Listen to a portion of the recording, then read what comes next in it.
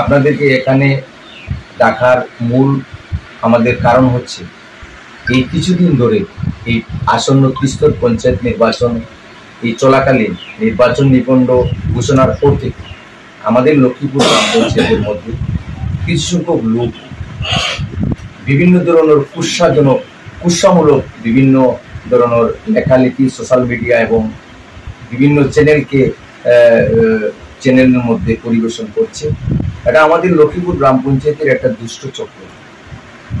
তারা তাদের ব্যক্তি স্বার্থ চরিতার্থ করার জন্য এবং ভারতীয় জনতা পার্টিকে জনসাধারণের কাছে যাতে দুর্নাম করা যায় তার জন্য সোশ্যাল মিডিয়া এবং বিভিন্ন ইলেকট্রনিক মিডিয়ার মধ্যে তারা ভুল তথ্য দিয়ে মানুষকে আক্রোশমূলক, মিথ্যা, প্ররোচনামূলক, ষড়যন্ত্রমূলক বিভিন্ন ধরনের সংবাদ পরিবেশন করাচ্ছে এবং সোশ্যাল মিডিয়ার মধ্যে লেখালেখি করছে।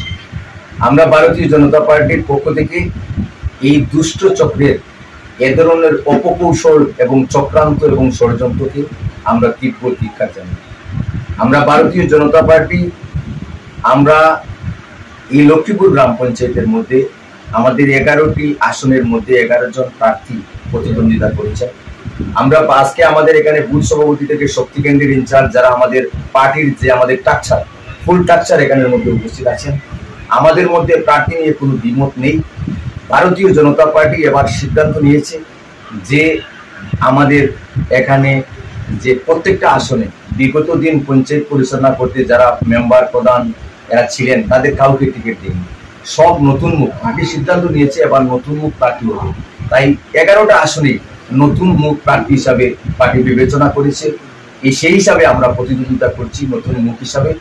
কিন্তু আমাদের মধ্যেও আজকে এবং এখানের মধ্যে লক্ষ্মীপুর গ্রাম পঞ্চায়েতের মধ্যে 11টা 9টা 10টা আসনের মধ্যে নির্দল প্রার্থী রয়েছে। এই নির্দল প্রার্থীর মধ্যে বিভিন্ন ইলেকট্রনিক মিডিয়া এবং সোশ্যাল মিডিয়ার মধ্যে ওরা ওই দুষ্ট চক্র সংবাদ পরিবেশন করছে, মিথ্যা সংবাদ পরিবেশন করছে নাকি লক্ষ্মীপুর গ্রাম পঞ্চায়েত থেকে যারা নির্দল হিসাবে প্রতিদ্বন্দ্বিতা করছেন তারা নাকি সব বিজেপি দল থেকে প্রতিদ্বন্দ্বিতা করছেন। এটা সম্পূর্ণ মিথ্যা।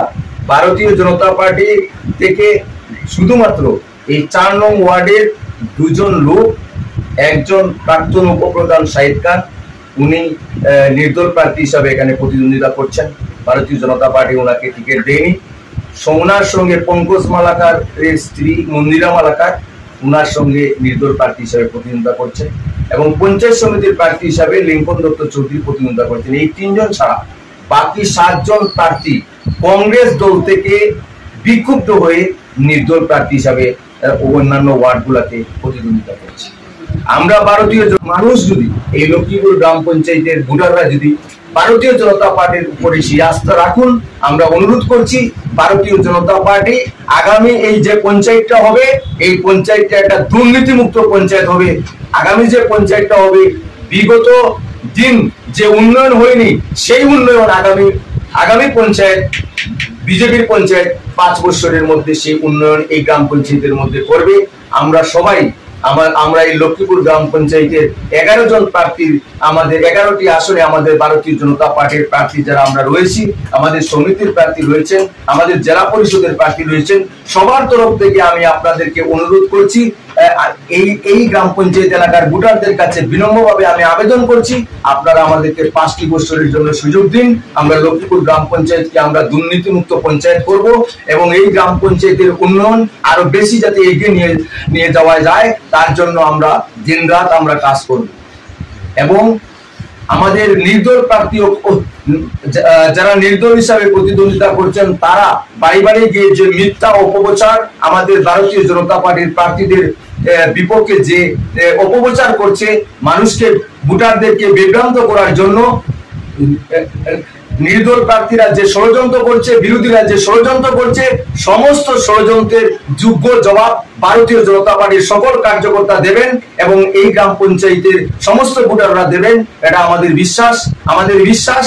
আগামী 8ই জুলাই 8ই আগস্ট যে ত্রিস্তর পঞ্চায়েত নির্বাচন, এই ত্রিস্তর পঞ্চায়েত নির্বাচনে লক্ষ্মীপুর গ্রাম পঞ্চায়েতের 11টি আসনের মধ্যে 11টি আসনে ভারতীয় জনতা পার্টির প্রার্থীরা বিপুল ভোটে জয়ী হবেন।